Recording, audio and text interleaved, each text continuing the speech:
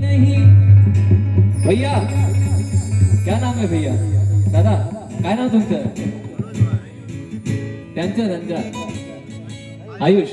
आयुष दादा, अपनी माँ के लिए एक भाव है.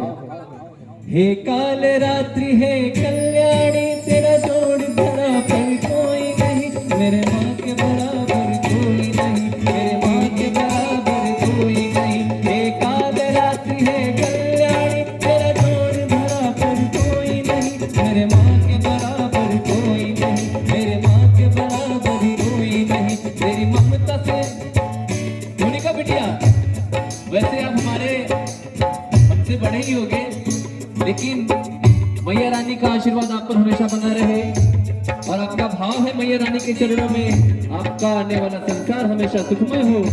यही हम सब भक्त प्रार्थना करते हैं आपके लिए, हम सभी ब्राह्मण देवता, भू देवता और हमारे आयुष दादा की तरफ से मैया रानी के चरणों में देवछावर. और कहना है क्या?